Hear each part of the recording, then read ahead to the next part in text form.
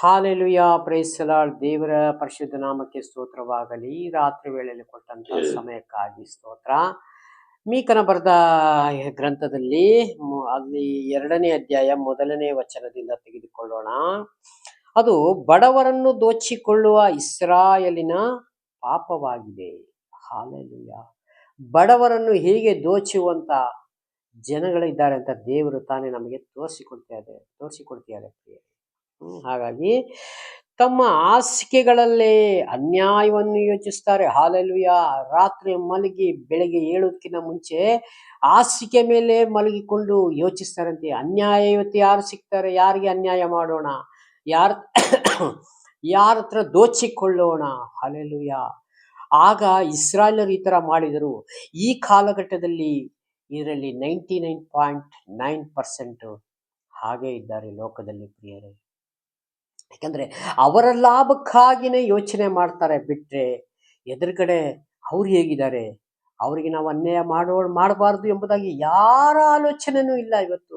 ಅದಕ್ಕೆ ದೇವರು ಹೇಳ್ತಾರೆ ನೋಹನಿಗೆ, ನೀತಿವಂತನು ಆದಿಕಾಂಡ 6ನೇ ಅಧ್ಯಾಯದಲ್ಲಿ ಹೇಳ್ತದೆ, ನೀತಿವಂತನು ಒಬ್ಬನಾದ್ರ ಇದ್ದಾನೋ. ಹಾಲೆಲೂಯಾ. ಯಾರಾದ್ರೂ ನೀತಿವಂತರಿದ್ದಾರೋ ನಾನು ಈ ಭೂಮಿ ಮೇಲೆ ಜಲಪ್ರಳಯವನ್ನು ಮಾಡ್ತೇನೆ. ಆ ದಿನಗಳಲ್ಲಿ ಆದಿಕಾಂಡ 6ನೇ ಅಧ್ಯಾಯದಲ್ಲಿ ದೇವರು ಯೋಚನೆ ಮಾಡಿದಾಗ ನೀತಿವಂತನಾಗಿರುವ ಒಬ್ಬನೇ ಸಿಕ್ಕಿದ, ಆತನೇ. ಅವನ ಮುಖಾಂತರವೇ ನಾವೇನ ಕಟ್ಟಿಕೊಂಡು ಇಡೀ ಕುಟುಂಬವಲ್ಲ ನಡೆಸಿಕೊಂಡು. ಹಾಗಾಗಿ ಈ ಕಾಲಘಟ್ಟದಲ್ಲಿ ಇದೇ ರೀತಿಯಾಗಿ ನಡೆಯುವಾಗ ದೇವರು ನೋಡ್ತಾರೆ, ನನಗಾಗಿ ಪ್ರಾರ್ಥಿಸುವ ಕುಟುಂಬ ಎಷ್ಟು ಜನ ಇದ್ದಾರೆ, ನ್ಯಾಯವಾಗಿ ಬದುಕುವವರು ಎಷ್ಟು ಜನ ಇದ್ದಾರೆ, ಕೂಲಿ ಕೆಲಸ ಮಾಡಿ ಅದರೊಳಗೂ ನಾವು ನ್ಯಾಯವಾಗಿ ನಡೆಯುವಂಥವ್ರು ಎಷ್ಟು ಜನ ಇದ್ದಾರೆ. ಹಾಲೆಲೂಯಾ. ಇವತ್ತು ದೇವರು ಪರಲೋಕದಿಂದ ಹಾಗೆಯೇ ನೋಡುತ್ತಾರೆ ಪ್ರಿಯರೇ. ನಾವು ನೆನೆಸ್ತೇವೆ ಈ ರೀತಿಯಾಗಿ ಯಾರು ಕಣ್ಣಿಗೂ ಕಾಣುವುದಿಲ್ಲ ನಾವು ಮಾಡುವಂತ ಕೆಲಸಗಳು ಅಂತ. ಇಲ್ಲ ಪ್ರಿಯರೇ, ದೇವರು ಸಕಲ ಜ್ಞಾನಿ. ನಮಗೆ ಜೀವ ಕೊಟ್ಟಂತ ದೇವರಾಗಿದ್ದಾರೆ. ಹಾಲೆಲೂಯಾ. ಆ ದೇವರು ನೋಡುವುದಿಲ್ಲವೋ? ನಾವು ಈ ಜಗತ್ತಿನಲ್ಲಿ ಎಷ್ಟು ಅನ್ಯಾಯಗಳು, ಪಾಪಗಳು, ಮೋಸಗಳು, ವ್ಯಭಿಚಾರಿಗಳು, ಮಾಟ ಮಂತ್ರ ಮಾಡುವವರು, ದುಷ್ಟ ಕೃತ್ಯಗಳನ್ನ ನಡೆಸುವವರು ಎಷ್ಟು ಜನ ಇದ್ದಾರೆ ಪ್ರಿಯರೇ. ಹಾಲೆಲೂಯಾ. ಅಯ್ಯೋ ನಿನ್ನ ಗತಿ ನಾನು ಏನ್ ಹೇಳಿ ಅಂತಾರೆ ಸ್ವಾಮಿ. ಇವತ್ತು ನೀವು ಮನಮರಗಿ ನನ್ನ ಕಡೆ ತಿರುಗಿಕೊಳ್ಳ್ರಿ. ಇಸ್ರಾಯೇಲರ ಕುಟುಂಬವೇ ನನ್ನ ಕಡೆ ನೀವು ತಿರುಗಿಕೊಳ್ಳ್ರಿ. ಹಾಲೆಲೂಯಾ. ಇಲ್ಲಿ ಕೆಳಗಡೆ ವಚನ ಹೇಳ್ತದೆ, ಹಾಸಿಗೆಯಲ್ಲಿ ಇದ್ದಾಗಲೇ ಅನ್ಯಾಯವನ್ನು ಯೋಚಿಸಿ ಕೇಡನ್ನು ಕಲ್ಪಿಸುವವರ ಗತಿ ಏನು ಹೇಳಲಿ. ನೋಡಿ, ಕೇಡನ್ನು ಕಲ್ಪಿಸುವವರ ಗತಿ ಏನ್ ಹೇಳಲಿ ಅಂತ ಹೇಳ್ತಾರೆ. ನಿಮ್ಮ ಗತಿ ಸೊದೋಮ್ ಗೊಮೋರಕ್ಕಿಂತ ಕಠಿಣವಾಗಿ ಇರುತ್ತದೆ. ಹಾಲೆಲೂಯಾ. ನೋಡಿ, ಸೊದೋಮ್ ಗೊಮೋರ ಪಟ್ಟಣ ನಾಶ ಮಾಡುವಾಗ ದೇವರಿಗಿಷ್ಟರಾದ ಲೋಟನು ಆತನ ಕುಟುಂಬವನ್ನು ಇಲ್ಲಿಂದ ನೀವು ಓಡಿಬಿಡ್ರಿ ಅಂತ ಹೇಳ್ತಾರೆ. ಆದರೆ ಆತನು ಹೇಳ್ತಾನೆ, ಸ್ವಾಮಿ ನನಗೆ ಬಲ ಕಮ್ಮಿ ಆಗಿದೆ, ನನಗೆ ಓಡಕ್ಕೆ ಆಗುವುದಿಲ್ಲ, ನಾನು ಇಲ್ಲಿ ಹೋಗಿ ಪಕ್ಕದ ಬೆಟ್ಟದಲ್ಲೇ ಬಚ್ಚಿಕೊಳ್ತೇನೆ. ಹಾಲೆಲೂಯಾ. ದೇವರು ಪ್ರವಾದಿಗಳಿಗೆ ಒಂದು ಮಾತು ಏನಾರ ಇಲ್ಲ ನಡೆಯೋದಾದ್ರೆ ಪ್ರವಾದಿಗಳಿಗೆ ಹೇಳದೆ ಒಂದು ಮಾತನ್ನು ಒಂದು ಕೆಲಸವನ್ನು ನಡೆಸುವುದಿಲ್ಲ ದೇವರು ಪ್ರಿಯರೇ. ಆ ದಿನಗಳಲ್ಲೆಲ್ಲ ಹಾಗೇನೆ ಮಾಡ್ತಾ ಇದ್ರು. ಇವತ್ತು ಅಷ್ಟೇ ಪ್ರವಾದಿಗಳು ಏನಾರ ಒಂದು ಹೇಳಿದ್ರೆ ನಾವು ಅಸಡ್ಡೆ ಮಾಡಬಾರ್ದು, ಅದನ್ನ ತೆಗೆದುಕೊಂಡು ನಾವು ಪ್ರಾರ್ಥನೆ ಮಾಡಬೇಕಾಗಿದೆ. ದೇವರೇ, ಈ ತರ ಪ್ರವಾದಿಗಳು ಹೇಳಿದ್ದಾರೆ, ಅದು ಮುಂದೆ ಏನು ಸಂಭವಿಸ್ತದೆ ಲೋಕದಲ್ಲಿ ನಮಗೆ ತಿಳಿಯೋದು ಸ್ವಾಮಿ. ದೇವರೇ, ಕರ್ತನೆ ಸ್ವಾಮಿ, ನಮ್ಮನ್ನ ರಕ್ಷಣೆ ಮಾಡು ದೇವರೇ ಎಂಬುದಾಗಿ ನಾವು ದೇವರ ಹತ್ರ ಮನಮರ್ಗಬೇಕು. ಹಾಲೆಲೂಯಾ. ಹಾಗಾಗಿ ಕೇಡನ್ನು ಕಲ್ಪಿಸುವವರ ಗತಿ ಏನು ಹೇಳಲಿ, ಉದಯದ ಬೆಳಕಿನಲ್ಲಿ ಅದನ್ನು ನಡೆಸುವವರು.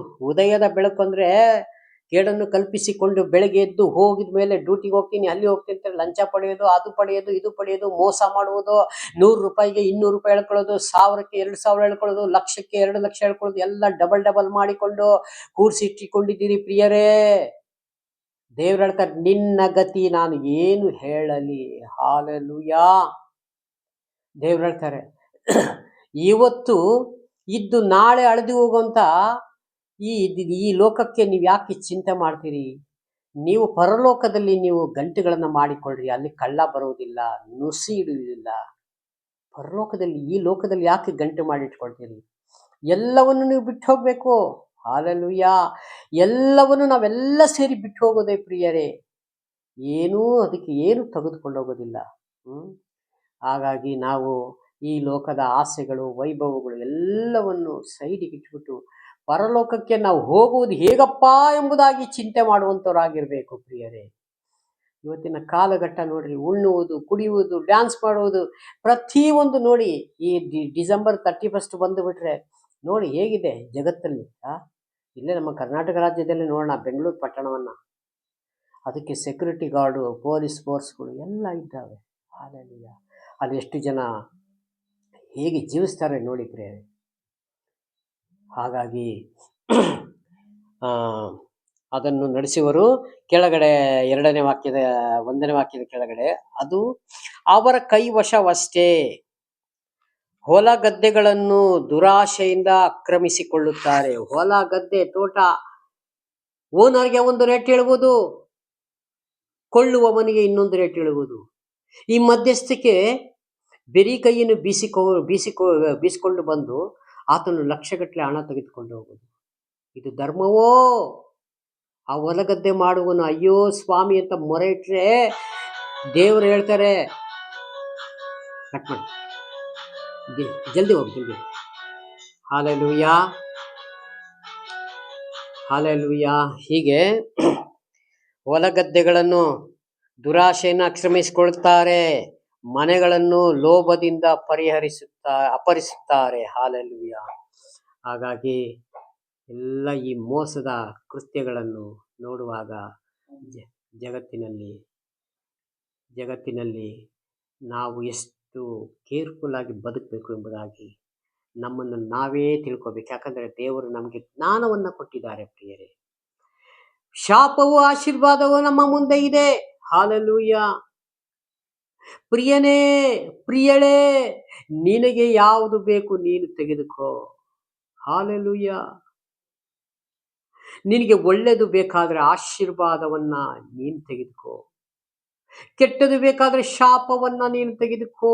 ಹಾಲೆಲೂಯ. ಹಾಗಾಗಿ ನಾವು ಕೆಟ್ಟದನ್ನ ತೊರೆದು ಬಿಟ್ಟು ಒಳ್ಳೆಯದನ್ನ ಬಿಗಿಯಾಗಿ ಹಿಡಿದುಕೋ. ಹಾಲೆಲೂಯ. ಈ ರೀತಿಯಾಗಿ ನಾವು ಬದುಕುವುದಾದರೆ ಖಂಡಿತ ಪರಲೋಕ ರಾಜ್ಯ ನಮ್ಮದೇ ಆಗಿರ್ತದೆ ಪ್ರಿಯರೇ. ಈ ಕೊಟ್ಟಂಥ ಸಂದೇಶಕ್ಕಾಗಿ ಸ್ತೋತ್ರ ಮಾಡಿಕೊಂಡು ಚಿಕ್ಕ ಪ್ರಾರ್ಥನೆ ಮಾಡಿಕೊಳ್ಳೋಣ. ಪ್ರೀತಿ ಸ್ವರೂಪನಾದ ದೇವರೇ, ರಾಜಾದಿರಾಜನೇ ಸ್ವಾಮಿ, ಕೊಟ್ಟಂಥ ವಾಕ್ಯ ಸಂದೇಶಕ್ಕಾಗಿ ನಿಮಗೆ ಸ್ತೋತ್ರ ಮಾಡ್ತೀನಿ. ಯೇಸು ಕ್ರಿಸ್ತನ ನಾಮದಲ್ಲಿ ವಿಡಿಯೋ ಮುಖಾಂತರ ಪ್ರತಿಯೊಂದು ಕುಟುಂಬವನ್ನು ನೆನೆಸಿ ನಿಮ್ಮ ಕರಳದಪ್ಪಿಸ್ತೀನಿ. ಯೇಸುವಿನ ನಾಮದಲ್ಲಿ ಬೇಡುತ್ತೇನೆ ಪರಲೋಕದ ತಂದೆ, amen. Praise the Lord. God bless you. ದೇವರೆಲ್ಲರನ್ನು ಆಶೀರ್ವದಿಸಲಿ. ಆಮೆನ್.